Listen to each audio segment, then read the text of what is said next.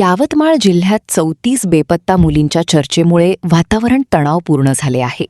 या प्रकरणावर प्रतिक्रिया देताना माजी मंत्री वसंतराव पुरके यांनी संयम राखण्याचे आवाहन केले आहे. अप्रमाणित माहिती पसरवू नका असे स्पष्ट करत त्यांनी सांगितले की कोणताही निष्कर्ष काढण्यापूर्वी सखोल आणि निष्पक्ष चौकशी होणे अत्यावश्यक आहे.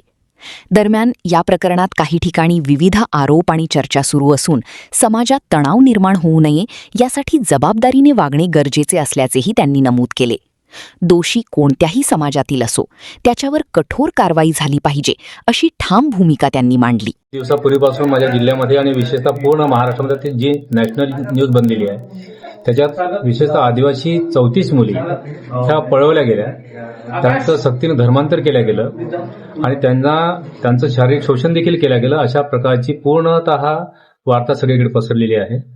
मला ह्या दृष्टिकोनातून अत्यंत वाईट वाटतं आणि चिंता देखील वाटते की ही बाब मीडियाने कुणीही न पसरवता माझ्या जिल्ह्यातील आरएसएसचे कट्टर आरएसएसचे समर्थक, आरएसएसचे खऱ्या अर्थाने कार्यकर्ते, ॲडव्होकेट प्रफुल्लजी चव्हाण हे आणि माननीय अशोकरावजी उईके यांची स्वतःची मुलगी आणि इतर मान्यवर कार्यकर्ते या सगळ्यांनी परवा जेव्हा प्रेससमोर ते आले तर त्यांनी हा आरोप केलेला आहे की 34 आदिवासी मुलींना पळवून नेलेला आहे, त्यांच्यावर खऱ्या अर्थाने प्रचंड मोठा अत्याचार झालेला आहे, त्यांना धर्मांतर करण्यासाठी सक्ती केल्या गेलेली आहे, सारखा हा प्रकार आहे वगैरे वगैरे. जेव्हा मी ऐकलं तेव्हा मला हा नंतरचा विषय, पण त्याच्याही पेक्षा जर खऱ्या अर्थाने आदिवासी मुली जर पळवल्या गेल्या असतील तर मागील 10-12 वर्षापूर्वीपासून माझ्या महाराष्ट्राचे आदिवासी मंत्री की ज्यांच्या संपूर्ण आदिवासींचे ते कस्टोडियन आहे, ते खऱ्या अर्थाने आमचे पालन करते आहे, तर त्याच व्यक्तीच्या लक्षात आल्याच्या नंतर त्यांनी चौकशी का करू नये.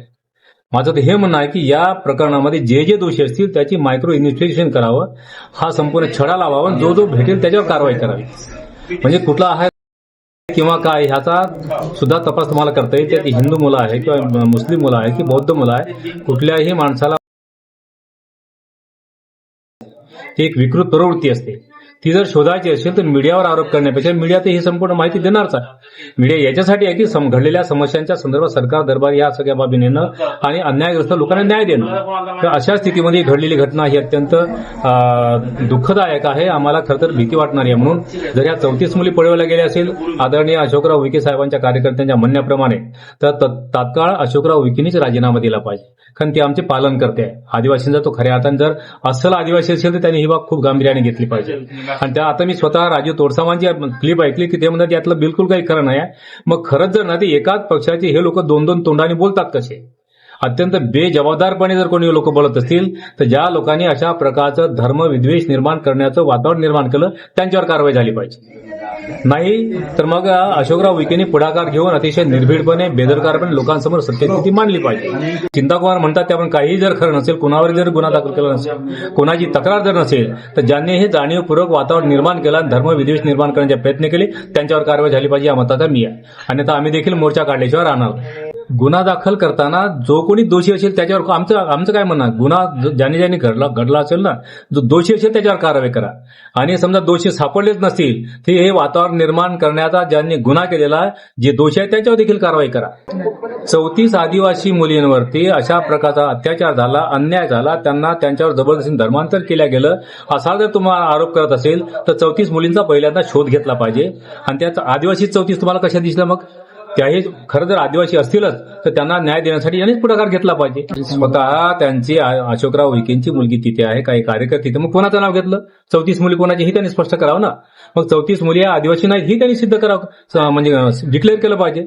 कोणत्याही जाती धर्माच्या मुली असो, ज्या मुलींवरती अन्याय अत्याचार झाला असेल त्या मुलींना न्याय मिळाला पाहिजे, त्यांच्या आईवडिलांना न्याय मिळाला पाहिजे या मताचा मी आहे.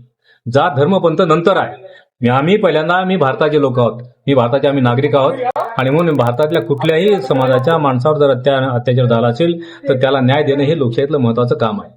धर्म, जात, पंथ, वर्ण ही नंतरची बाब आहे.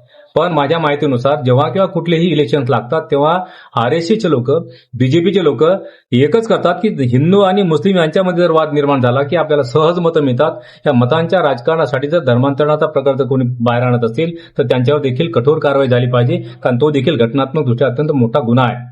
बीजेपी आणि RSS नेहमीच षडयंत्र करत आलेली आहे.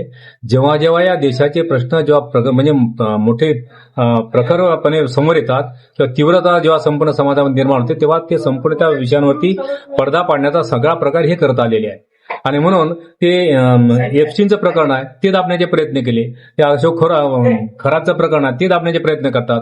खरं तर शेतकऱ्यांना न्याय मिळत नाही. युवकांची हजारो पदे रिक्त आहे. 25,000 युवकांनी आत्महत्या केलेल्या नोकऱ्या मिळत नाही म्हणून 770 शेतकरी मारले गेले. त्याच्याविषयी बोलत नाही. आमच्या शेतकरी बांधवांना जो काही पैसा मिळाला पाहिजे, कर्जमाफी व्हायला पाहिजे ते मात्र होत नाही. हे सगळ्या प्रकारचे महत्वाचे विषय बाजूला ठेवण्याचा हा दुर्दैवी प्रकार आहे आणि हे त्यांचं नेहमीच षडयंत्र आहे.